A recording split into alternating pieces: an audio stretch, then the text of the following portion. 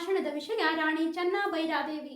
16ನೇ ಶತಮಾನದ ಮಧ್ಯಕಾಲದ ಪೂರ್ವದಲ್ಲಿ 54 ವರ್ಷ ಸುದೀರ್ಘವಾಗಿ ರಾಜ್ಯವನ್ನಾಳಿದ ಅಪರೂಪದ ಮಹಿಳಾಮಣಿ ಎಂಬ ಚರಿತಾರ್ಹ ದಾಖಲೆ ಇವರಿಗಿದ್ದು, ಇಷ್ಟು ಸುದೀರ್ಘವಾಗಿ ರಾಜ್ಯವನ್ನಾಳಿದ ರಾಣಿಯರು ಕೇವಲ ಕರಾವಳಿಯಲ್ಲ, ಭಾರತವಷ್ಟೇ ಏಕೆ ಜಾಗತಿಕ ಮಟ್ಟದಲ್ಲಿಯೂ ಕಾಣದೊರೆಯುವುದಿಲ್ಲ. ಜ್ವಾಲಾಮಾಲಿನಿಯ ಪರಮ ಭಕ್ತೆ, ಸಾಳುವ ವಂಶದ ಕೊನೆಯ ರಾಣಿ, ಹುಟ್ಟೂರಾದ ಹಾಡುವಳ್ಳಿಯಲ್ಲಿ ಗುರು ಭಟ್ಟಾಕಲಂಕರಲ್ಲಿ ಬಹುಮುಖ ವ್ಯಕ್ತಿತ್ವವನ್ನ ರೂಪಿಸಿಕೊಂಡವಳು. ಆಡಳಿತಾತ್ಮಕ ವ್ಯಕ್ತಿತ್ವವನ್ನ ಹವ್ಯಕರು ಕಟ್ಟಿಕೊಟ್ಟರು. ಅಂದು ಸಾಳುವ ವಂಶಕ್ಕೆ ಪರ್ವಕಾಲ. 160 ವರ್ಷಗಳಿಂದ ಆಂತರಿಕವಾಗಿ ಕಚ್ಚಾಡುತ್ತಿದ್ದ ಅರಸು ಮನೆತನಗಳು ಚೆನ್ನಭೈರಾದೇವಿಯ ನೇತೃತ್ವದಲ್ಲಿ ಒಂದಾದವು. ಹೀಗೆ ಪರಸ್ಪರ ಪ್ರಜಾಹಿತ ಮನೋಭಾವ, ಅಹಿಂಸೆ, ಶಾಂತಿ, ನೆಮ್ಮದಿಯ ಸಹಬಾಳ್ವೆ, ಚತುರ ರಾಜನೀತಿ, ಧೈರ್ಯ, ಸಾಹಸದ ಎದೆಗಾರಿಕೆಯನ್ನ ಹೊಂದಿದ್ದ ಪ್ರಜಾಪ್ರಿಯ ಅರಸಿ ನಮ್ಮ ಚೆನ್ನಭೈರಾದೇವಿ. ಉತ್ತರ ಕನ್ನಡ ಜಿಲ್ಲೆಯ ಅಂಕೋಲಾ, ಮಿರ್ಜಾನ್, ಗೋಕರ್ಣ, ಹೊನ್ನಾವರ, ಭಟ್ಕಳ ಸೇರಿದಂತೆ ಅನೇಕ ಪ್ರದೇಶಗಳಲ್ಲದೆ ದಕ್ಷಿಣ ಕನ್ನಡ ಜಿಲ್ಲೆಯ ಉಪ್ಪುಂದ, ತ್ರಾಸಿ, ಕರೂರ್, ಗೋವರ್ಧನಗಿರಿಯ ಸುತ್ತಮುತ್ತಲಿನ ಅನೇಕ ಪ್ರದೇಶಗಳು ರಾಣಿಯ ಆಳ್ವಿಕೆಯಲ್ಲಿದ್ದವು. ಗೇರು ಸೊಪ್ಪೆಯನ್ನ ಪ್ರಧಾನ ಕೇಂದ್ರವನ್ನಾಗಿಟ್ಟುಕೊಂಡು ನಿಷ್ಠಾವಂತ ವೀರ ಸೇನಾನಿಗಳು, ಬಲಿಷ್ಠವಾದ ಕಾವಲು, ನುರಿತ ಸೈನ್ಯ, ಆಡಳಿತ ನಿಪುಣೆಯಾದ ರಾಣಿ ರಕ್ಷಣಾ ದೃಷ್ಟಿಯಿಂದ ಕೋಟೆಗಳನ್ನು ಕಟ್ಟಿ ಭದ್ರತೆಯನ್ನು ಒದಗಿಸಿ ಕಾಳುಮೆಣಸು, ಜಾಯಿಕಾಯಿ, ದಾಲ್ಚಿನ್ನಿ, ಅಡಿಕೆ ಸೇರಿದಂತೆ ಅನೇಕ ವಾಣಿಜ್ಯ ಪದಾರ್ಥಗಳನ್ನ ವಿದೇಶಕ್ಕೆ ರಫ್ತು ಮಾಡುವ ಜಾಣ್ಮೆಯನ್ನ ಅಂದೇ ಹೊಂದಿದ್ದು ಬಹು ವಿಶೇಷ. ಕಾಳುಮೆಣಸಿನ ರಾಣಿ ಎಂದೇ ಪ್ರಸಿದ್ಧಿಯನ್ನ ಪಡೆದು ಬೆಳ್ಳಿಯನ್ನ ಆಮದು ಮಾಡಿಕೊಳ್ಳುತ್ತಿದ್ದ ಮಾಹಿತಿಗಳು ಸಿಗುತ್ತವೆ.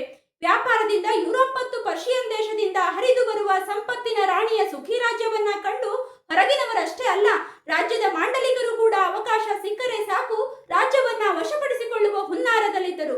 ಇನ್ನು ಪೋರ್ಚುಗೀಸರಿಗೆ ಶತಾಯ ಗತಾಯವೆಂಬಂತೆ ವಾಣಿಜ್ಯದ ಪ್ರಾಬಲ್ಯವನ್ನ ಕಿತ್ತುಕೊಳ್ಳುವುದೇ ಮುಖ್ಯ ಉದ್ದೇಶವಾಗಿತ್ತು.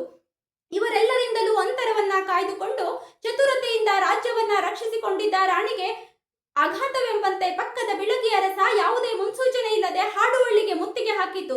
ಧೃತಿಗೆಡದ ರಾಣಿ ಹಳದಿಪುರದ ಬಯಲಿನಲ್ಲಿ ಜಯವನ್ನ ಗಳಿಸಿದಳು. ಇದಕ್ಕೂ ಮೊದಲು ಪೋರ್ಚುಗೀಸರು ಬಸ್ರೂರನ್ನ ಮುತ್ತಿಗೆ ಹಾಕಿದಾಗ ತನ್ನ 3000 ಸೈನಿಕರನ್ನ ಕಳುಹಿಸಿ ಜಯವನ್ನ ತಂದುಕೊಟ್ಟಿದ್ದಳು. ಸಂಪತ್ತಿಗಾಗಿ ಹೆಬ್ಬುಲಿಯಂತೆ ಕಾದು ಕುಳಿತ ಪೋರ್ಚುಗೀಸರ ಬಗ್ಗೆ ರಾಣಿಗೆ ತಿಳಿದೇ ಇತ್ತು.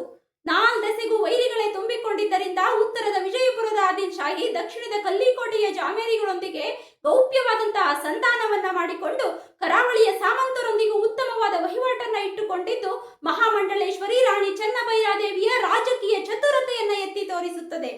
ದಿನದಿಂದ ದಿನಕ್ಕೆ ಪೋರ್ಚುಗೀಸರ ಉಪಟಳ ಹೆಚ್ಚುತ್ತಿದ್ದಂತೆ ಪ್ರತ್ಯುತ್ತರವನ್ನ ನೀಡುತ್ತಿದ್ದಳು.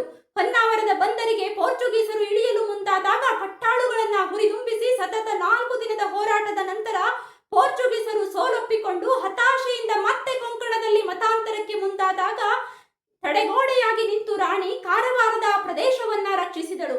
ಹೀಗೆ ಅನೇಕ ವೈರುಧ್ಯಗಳನ್ನ ಚಾಣಾಕ್ಷತನದಿಂದ, ಮೈತ್ರಿಯ ಮೂಲಕ ದಿಟ್ಟತನದಿಂದ ನಿಭಾಯಿಸುತ್ತಾ ಸಾಂಸ್ಕೃತಿಕ, ಆರ್ಥಿಕ, ರಾಜಕೀಯ ಮೇಲುಗೈಯನ್ನ ಬಿಟ್ಟುಕೊಡದೆ ಸಮರ್ಪಕವಾಗಿ ರಾಜ್ಯವನ್ನ ಮುನ್ನಡೆಸಿಕೊಂಡು ಬಂದ ರಾಣಿಗೆ ಅಂದು ಅತಿಯಾದ ಮಳೆಯಿಂದ ಮಹಾಪುರದ ಸಂದರ್ಭ. ಸೈನ್ಯ ರಕ್ಷಣಾ ಕಾರ್ಯದಲ್ಲಿ ತೊಡಗಿತ್ತು. ಚನ್ನಗೊಂಡನ ಸಹಾಯದಿಂದ ವೆಂಕಟಪ್ಪ ನಾಯಕ ಪರಂಗಿಯರ ಜೊತೆಯಾಗಿ ಕುತಂತ್ರದಿಂದ ಅರಮನೆಗೆ ಮುತ್ತಿಗೆ ಹಾಕಿದ. ವಿಷಯ ತಿಳಿದ ರಾಣಿ 74ನೇ ಹಿರಿಯ ವಯಸ್ಸಿನಲ್ಲೂ ಸಂಪತ್ತಿನ ಸಂಗ್ರಹವಿರುವ ಹಿರೇಬಸದಿಯತ್ತ ಧಾವಿಸಿದಳು. ಅಷ್ಟರಲ್ಲಾಗಲೇ ಜಪಕ್ಕೆ ಕುಳಿತ ಸಮಂತ ಭದ್ರಾಚಾರ್ಯರನ್ನ ದಳವಾಯಿ ಸಂಪತ್ತಿಗಾಗಿ ಪೀಡಿಸುತ್ತಿದ್ದ. ರಾಣಿ ಬರುತ್ತಿರುವ ವಿಷಯ ತಿಳಿಯುತ್ತಿದ್ದಂತೆ ಮುನಿಗಳನ್ನ ಕೆಳಗೆ ನೂಕಿ ಅವರ ಕುತ್ತಿಗೆಗೆ ಕತ್ತಿಯನ್ನ ಹಿಡಿದು ರಾಣಿ 1 ಹೆಜ್ಜೆ ಮುಂದಿಟ್ಟರೂ ಮುನಿಗಳ ಪ್ರಾಣ ಉಳಿಯುವುದಿಲ್ಲ. ಈ ಹಾಳು ಬದುಕಿಗಾಗಿ ಮುನಿಗಳ ಪ್ರಾಣ ಬಲಿ ಕೊಡಬೇಕೆ?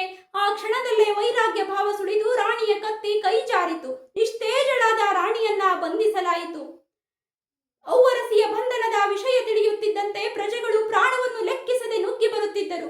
ಆವೇಶಕ್ಕೆ ಬಲಿಯಾಗಬೇಡಿ, ನಾನು ಕೆಳದಿಯರ ಸೆರೆಯಾಗಿರುವೆನು ಎಂದು ಕೈ ಎತ್ತಿ ನಮಸ್ಕರಿಸಿದ್ದು ನಿಜಕ್ಕೂ ನೋವಿನ ಸಂಗತಿ. ನಂತರ ಸಂಪತ್ತಿಗಾಗಿ ರಾಣಿಯನ್ನ ಪೀಡಿಸಲಾಯಿತು.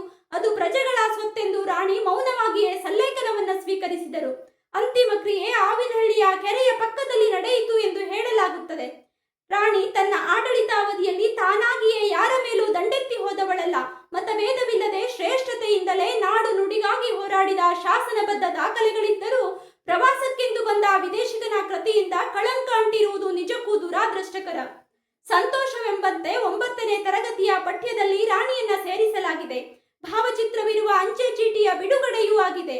ಇನ್ನೂ ಹೆಚ್ಚು ಹೆಚ್ಚು ರಾಣಿಯ ಪ್ರಚಾರ ಪ್ರಸಾರವಾಗಲಿ, ಅವರ ರಾಷ್ಟ್ರಾಭಿಮಾನ ನಮ್ಮಲ್ಲಿಯೂ ಮೂಡಲಿ ಎಂದು ಆಶಿಸುತ್ತಾ ಅವಕಾಶಕ್ಕಾಗಿ ಧನ್ಯವಾದಗಳು.